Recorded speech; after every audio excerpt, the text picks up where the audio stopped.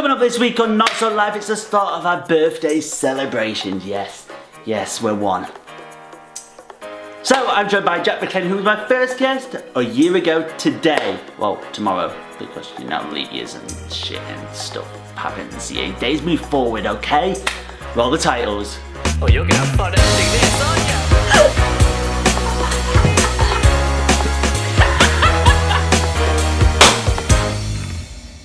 Just as you thought budgets could not be cut anymore, it seems like they were. No, I'm not talking about NotSoLive, I'm talking about the Conservative Party conference, as it seems like they used Pritt sticks to stick the letters onto the wall. Take a look at this.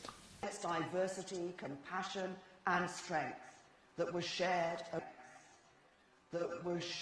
And it seems like that F-off was the final straw for the EU, as they've now started polo talks with Labour. Wrong. But if Labour get their hands on these talks, then they're just going to find a way to nationalise everything. Oh, the negotiator. Let's nationalise him. Oh, you see this wall? Let's nationalise it. Where's that sandwich from? Sainsbury's? Let's nationalise it. Donald Trump said this week that it was the calm before the storm. Take a look. Do you guys know what this represents? Tell us, sir. Maybe it's the calm before the storm. The storm of what? Storm of FBI agents going into the White House to arrest him for collusion with Russia? And last but not least this week, I don't know if you remember last week, I was talking to Becca W, who's a film producer. Well, she did her debut directing film a couple of months ago as well. And that film has just been nominated for a short film award. So fingers crossed that she wins. Massive congratulations to her for being nominated. Anyway, and yes, let's carry on with the show though. That was the week that was. So, I don't know if you know, that this week is NotSoLive's first birthday. So, to celebrate, we've got Jack McLain back on the show. But first, let's take a look back at that very first episode. And so, my very first guest on our very first show is joining me all the way from Scotland. Please welcome Jack McLain. Woo! So excited to be here, NotSoLive. It's great to have you with us. So, first thing we've got to get to is, I was looking on your Instagram, basically Fantastic. stalking all your social media, and I found that you've got a certain obsession with some type of photos on there. Oh, okay. What's that? Is it the filters I use, or is it The food. And for the very first time, we've got a return guest. Please welcome Scotland's one and only Jack McLain. party, party, party, party, party? Yeah, I'm so excited to be back. It's great to have you back. What have you been up to in the past 11 months? Oh, so much has not changed. I'm still making YouTube videos, thankfully. Thought about quitting 100 times since last year. I completed third year at uni, and so I will be heading off to fourth year in about a month's time. And I still have really good, awesome friends around me, so... Okay, let's go into that then. Why did you think about quitting? Why did I think about quitting? Was this actually a question that you've scripted? No, it's a follow-up. Follow-up questions already. I thought about quitting because nothing was happening, and the channel was quite stagnant, and I had a lot of like real life work, and uni work was starting to pile up a bit, and I just thought, I don't need this. And so I thought a few times about quitting over the past years. Are you glad you stuck around? I am, but I'm a big believer that things go at peaks and dips, and I feel like right now I'm at a peak, or I'm currently climbing to that peak, and so everything's all good. Well, you recently hit 500 subs, 500 subs, so... Only just. But you got there. Does it matter if you go back under, you got there? I mean, if I do go back, then as I tweeted, then it is what it is, and I'll just keep working just to get back up to 500. But right now we're sitting at 501 at the point of recording this, so... At the point of recording this, the real number will be round about here. So, are you somebody that actually looks at the numbers, or is it more about just creating the content that you love? I try not to look at numbers. Like, I don't really go investigate my watch time or audience retention that much. For me, I mean, obviously you look at your subscribers and compare that to your views, and you can see kind of where you're at with things. But for me, engagement is really the biggest thing for me. If I post a video and it doesn't like click with people, or people don't comment as much, then I think, well, what went wrong, and work from there more. Okay. So, how would you say, we're going back to my initial question now, forget the follow-ups, how would you say your life's changed in the past 11 months? Has it changed for the better? I think so. There's been a lot happen over the past year. I've moved twice. Well, I've moved once since we recorded this the first time. Uni all went really well. I'm glad that I came up and did that. YouTube's had its up and downs. Job currently has had its up and downs, but I think everything's a learning experience. I think that if you hit a hard time and you don't learn from it, then it makes it worse. So you've just got to look at it and learn from it. And I think overall everything comes out for the better. Motivational Jack here. So, what do you think's gone wrong with your YouTube? Why hasn't it been picking up? What's going wrong with my YouTube? Yeah, why do you think that you've not got that shoot that everybody wants to get? How would you get that? I think mainly consistency problems really does hit me hard. Like right now everything's going great and I've got time to upload, or I'm just making the time to upload, but before I just wasn't, and then when I was uploading it was just really bottom of the barrel ideas, and so people genuinely do lose touch with smaller YouTubers quicker than what they do with big YouTubers, and so it's a constant rebuild and a constant growth up again. But I feel like the way the channel looks right now, the feel of the videos is coming back. I think I seem happier in the videos, and so I think I'm starting to pull stuff back again. It's really getting that consistency that you need, and then basically. Mm-hmm. So you talked about your work and your YouTube. Do you think that getting that work YouTube balance is something that every YouTuber, smaller YouTuber, will find difficult? Absolutely, 100%. I mean, right now I'm working 5 days out of 7. I'm currently on 2 days off right now, but it's a tricky thing to find the balance, because obviously, well, just to give you my example right now, if I'm working in the evening, then I will say film and edit my video to post just before I leave for work, so I can promote it a wee bit, and then after work I'll do a bit more promo and reply to comments, and then stay up and plan for the next day of filming, and that's my cycle. And so I'm a lot of late nights to wake up, well, I try and wake up early to film and edit, just to keep the cycle going. But obviously sometimes that is not a healthy way to do things, because there are obviously days you wake up and you're like, I have no motivation for this, and I've had that quite a few times with YouTube, and it's just a wall you hit, and you've just got to fight through it. Yeah, I had tonight something I was going to say then, and I completely lost it. What was it? Oh yeah. Okay, so I guess it depends. I guess it depends on the job you have as well. Because if you've got a permanent schedule, say you work Monday to Friday, and you can either set Saturday or Sunday as your upload day and be around when it uploads to promote it. But I guess with the area that you're working in, you don't know what days you're going to be working, so you can't set. If you set a specific day to upload, you don't definitely know that you've got that day off to promote, if that made any sense. Yes, exactly. And for me, it's mostly what weekdays will I have off, because I work in hospitality, so I'm usually working weekends, and that changes all the time, and I can be called in for work on my days off as well, and so it is a thing of.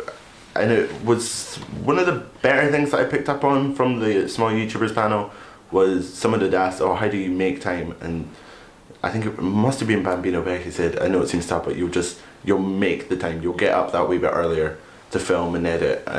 You will stay awake a wee bit longer just to make sure everything goes alright with the video. If you really truly want it, then you will put in the work for it. It's not just going to happen. Yeah. Okay, moving on a bit now. Mm-hmm. Do you self-criticize your work that you upload to YouTube? It's like you don't know me. Of course I do. I know you. I know that that's going to be the answer, but maybe the 10 viewers that are watching this don't. Yeah, it's of course I do, 100%. Everyone, I think it must have been Daniel J. Layton or something that tweeted ages ago. It was like, oh, I'm at that point of editing where I just want to scrap it all and refilm and just do it all again. I have that so much, but I slowly started training myself to be more. I try and just film something in one take. I'll have a couple of tries at a few jokes, but usually film everything in one take. I will edit it and just post it, and then I'll see how it does, and then if it does shit after that, or what I consider to be awful, then I will then take it down and cry about it for half an hour. That's what I was going to ask you. If a video doesn't perform well, do you think it should be taken down, or do you think it should be kept up there because it's, I guess, part of your journey on YouTube? I definitely have taken videos down before which I just don't think have any relevance to me. There are videos on my channel which I do keep up which I think show the growth on the channel and show kind of that I have had obviously bad videos and good videos.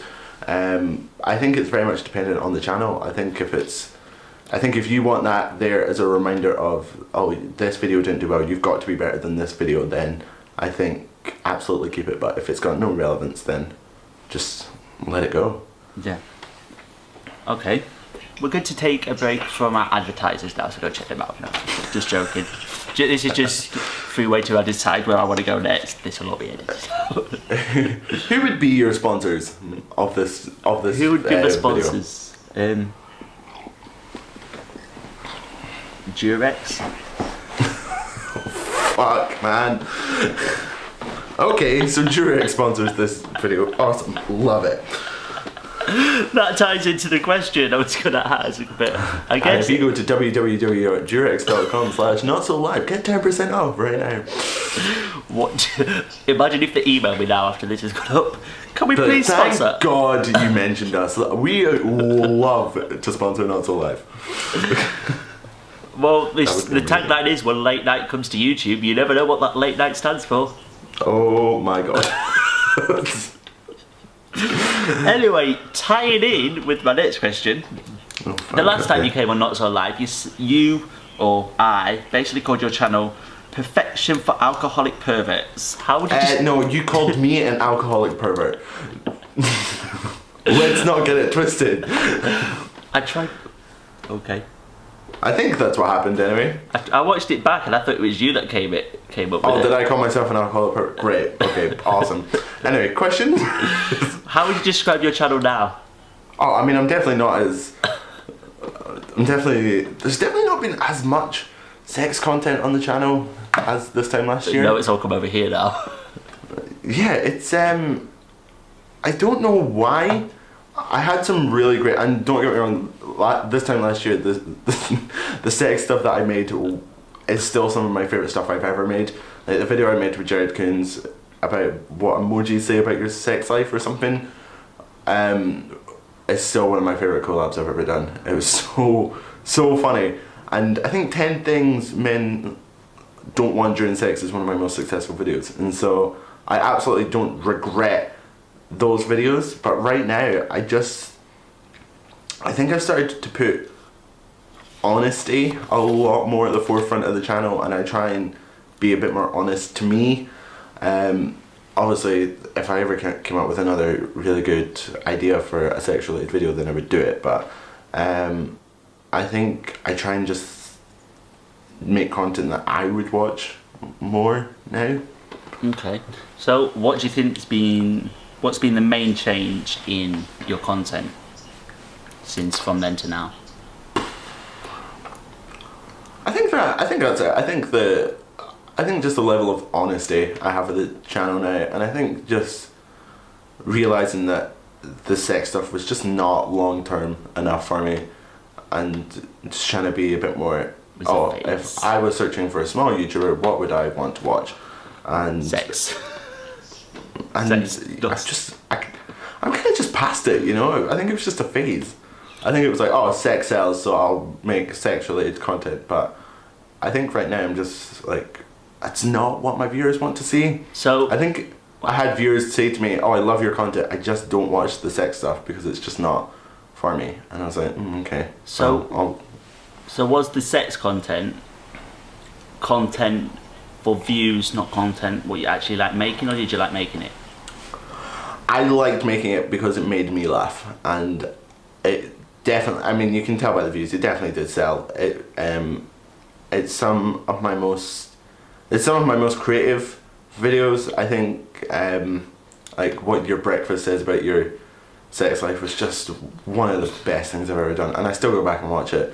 And I love that video to bits. But yeah, obviously part of it was to get views. I'm trying not to be Piers Morgan here and keep on interrupting you, but if I need to, I will. So, if you enjoyed making it and the views were actually there, why don't you still do it? Because I think just time constraints. It took me a while to script those videos. I'm going to say research, but that's not quite the right term. I would go through a lot of different options to make this very short list, and so 10. What was it? Yeah, what your breakfast is about your sex life. That took me a while to script, and I think once uni started to kick in a bit and work. Once I started getting work again, it was just a bit tough to really sit down, and because I was traveling a lot when I stayed at the old place. I was traveling a lot for uni and for work because obviously I had to come into the city, and so by the time I would get home, I was knackered and I did not feel like scripting. So it kind of just naturally just stopped being a thing that I would focus on. Okay, so I'm really pushing you on this, but so do you think that if you've got a type of content that you're making but you can't do it weekly, do you not think it's worth exploring doing that every 2 weeks, or completely changing your content to something that you can do weekly to get that consistency? I think I have sacrificed a wee bit for consistency. I would love to. I mean, I would never rule out doing sex related stuff again, or do whatever else I was making this time last year. It's definitely something that I would still keep because I know that it works. I'm just exploring options that keep the consistency. Okay. Yeah. Okay, and recently you've moved on to your visually type videos. I know you did one where you went for a walk, you did another one where you went out for the day, you've done one at that game convention, you did one at Summer in the City, both Summer in the Cities. Is that something you'd like to get into? I love doing the visual experiences. They are so much fun to edit.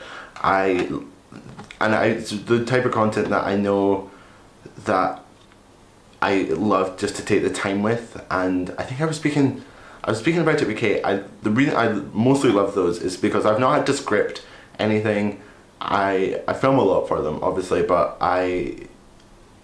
it's very much building almost a relationship between the track and the clips, and making sure that there's little things in the editing that make the whole video tell a story. So like my last Summer in the City one, I put to 6 out of 10 by Dodie Clark, and I made sure the clips went through the story of Summer in the City but matched up to the almost the melody of 6 out of 10, and made sure that it matched the beat. Okay, throughout. Why did you choose 6 out of 10 as the song? I chose 6 out of 10 for the second Summer in the City visual, because it's very clear to see that Jodie Clark means a lot to people. I think her song 6 out of 10 resonates with a lot of people as well, and I think it meant a lot to me as well, because before, like 2 weeks before Summer in the City, I didn't know if I was coming. I was about ready to pack it all in.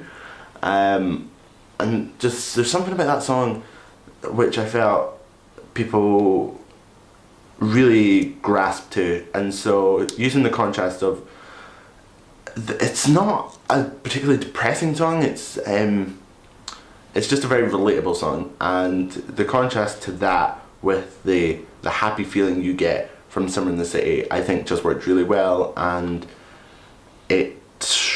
yeah, I had another point to make, but I can't remember.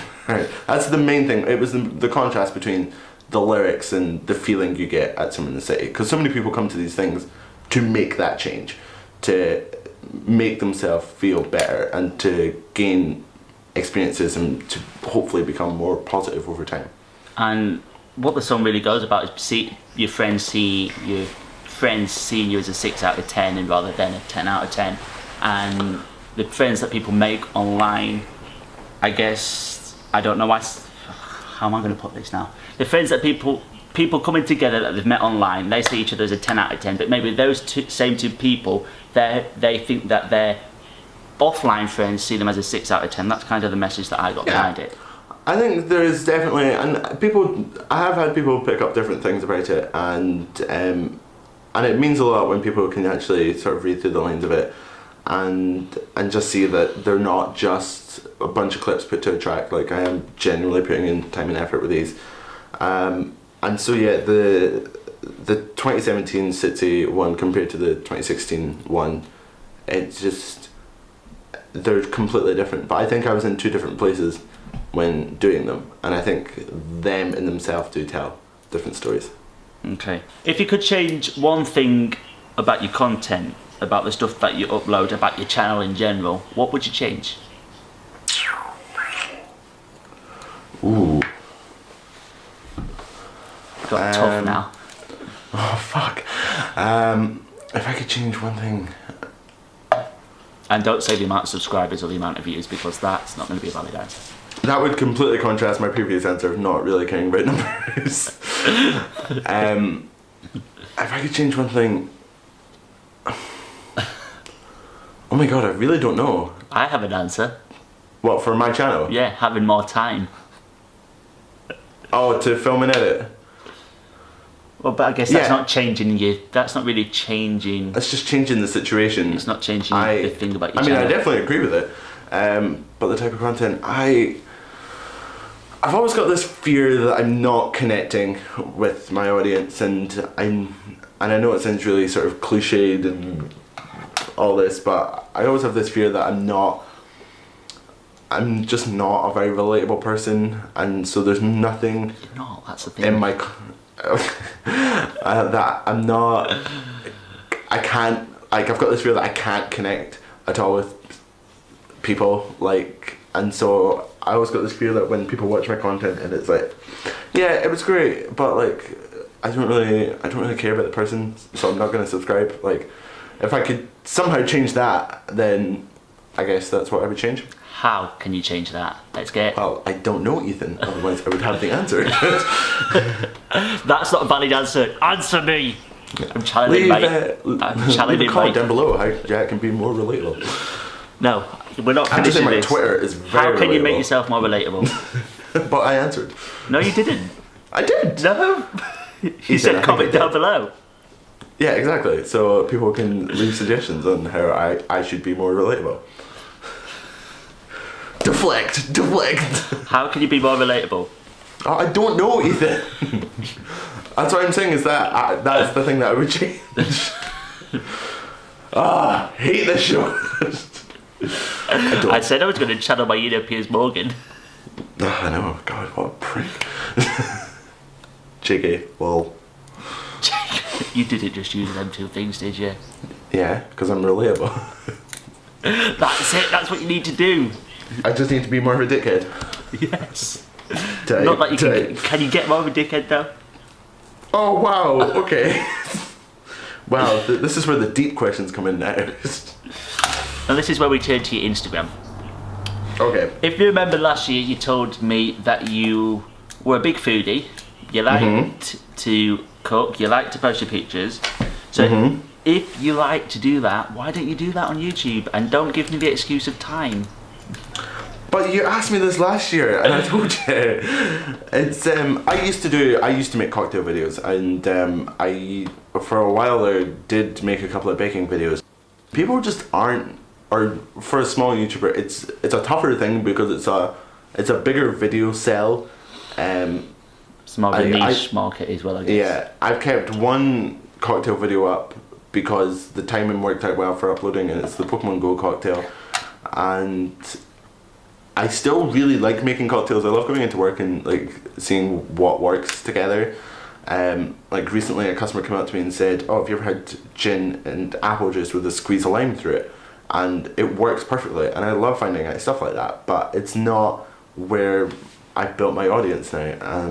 Maybe when I'm a big YouTuber and you can do whatever the fuck you want when you're there, but you know, right now it's not something that's, and it's not even something that's really on my radar to do. But it's still a part of my life, and so I think that's why it's on my Instagram. You say when you're a big YouTuber, so when you're a big YouTuber, you're not going to get into all that smashing plates drama, are you? No, I don't think so. I don't know what I'll do when I'm a big YouTuber. Like Logan Paul. Fuck. Have you ever watched any of his videos?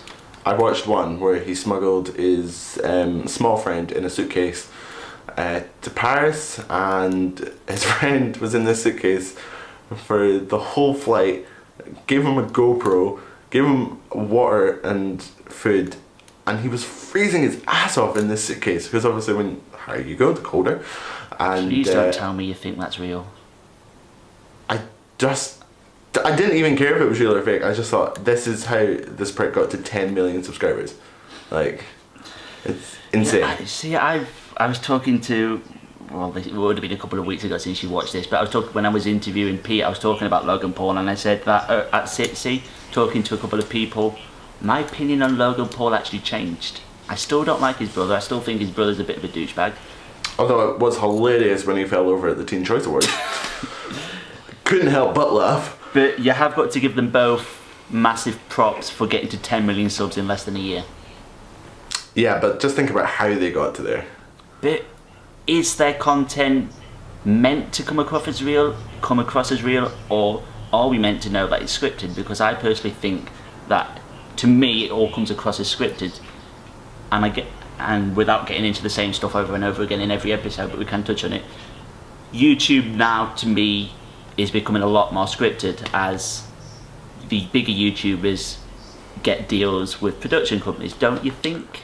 I can see the shift, and you just have to look at the Sidemen beef, the Sidemen drama, just to see how fake it is all getting. It's not so much sex sales anymore. I think drama sells quite a bit, and I personally think that if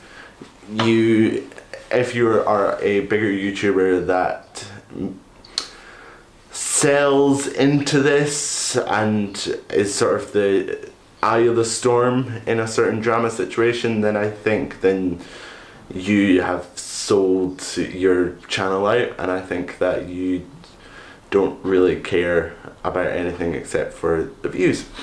Right, my final question, and I'm asking everybody this. Okay.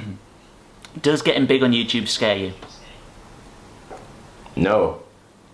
Why not? You're the first one to actually say that. Why not? And it's been quite a recent thought for me. Coming away from Summer in the City, I just thought, I want this. And it seems such a narcissistic thing to say, but I've always wanted with YouTube to get to, I don't know, I've never thought about if I ever, which won't happen, but if I ever hit, say, like 100,000 subscribers, like, I don't know how I'd feel about that, but I would love to be at a point where I do have that sort of base following, that if I did go to something like Summer in the City and someone came up to me and said, oh, I really do like your content, and it's someone that I didn't know, I'd be like, I would feel successful in what I've done. And if they were like, oh, can I get a picture, I'd be like, absolutely, because then I know that what I'm doing on YouTube actually has a purpose. And I don't think you ever need to be justified in what you're doing, as long as you're happy, but it wouldn't hurt, you know. I think that's how I would eventually measure success on YouTube, if I had a complete stranger come up to me and be like, I love your videos. And that's not scary to me. That's a target for me. Okay. So next time you see me, make sure to say you love my channel. Well, Jack's going to be on. And then I'll quit. The next time Jack's on, he will be on 10k. I won't. I think I'll be just teetering on 500 It will be subs for the rest seated of my life. 30, but he will be on 10k. Gotcha. Well, we'll see how it goes. We'll see how it goes.